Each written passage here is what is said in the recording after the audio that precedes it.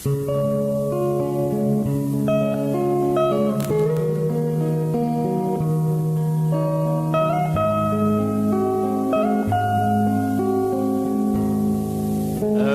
như gió nhẹ bay qua đây,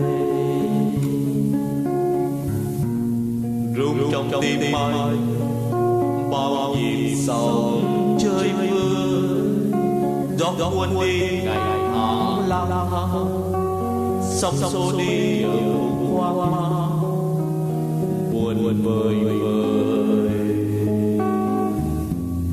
Em đến cho anh niềm nhớ và những phút giây đời chờ.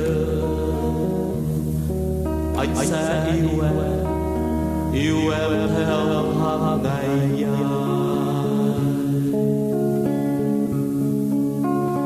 Yêu em, anh yêu em như cương đời. Yêu em, anh yêu như lời ca đầu nồng. Yêu em, anh yêu em như trăng với sao. Anh yêu mãi môi hôn ngọt ngào. Yêu em, anh yêu em như yêu mây trời. Yêu em như yêu những đóa hoa tuyệt vời. Yêu em, anh yêu em ngất ngây. Anh sẽ mãi yêu em từ đây.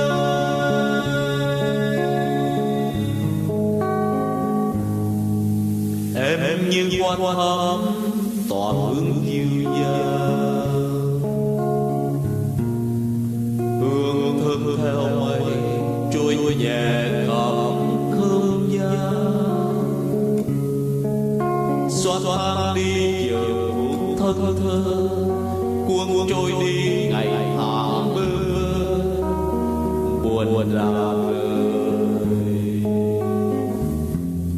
Em đến cho anh tình say đắm và những ước mơ ngập tràn.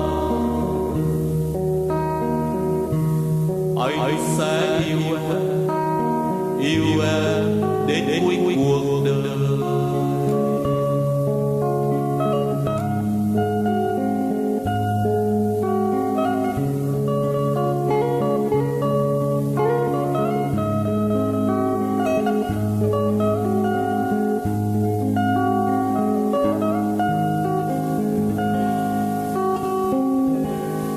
Em như cơn gió nhẹ bay qua đây, rung trong tim anh bao nhịp sóng chơi vơi. Gió cuốn đi ngày tháng lang thang, sóng xô đi giờ phút hoang mang buồn vơi vơi. Em đến cho anh niềm nhớ và những phút giây đời chờ.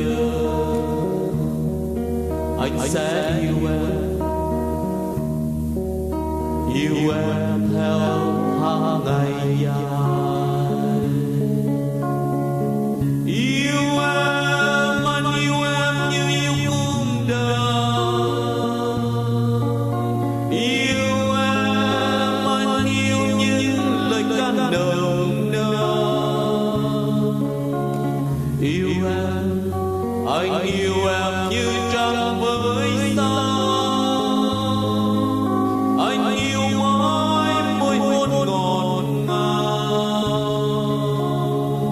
Yêu em, anh yêu em như yêu mây trời. Yêu em như yêu những đóa hoa tuyệt vời. Yêu em, anh yêu em ngất ngây. Anh sẽ mãi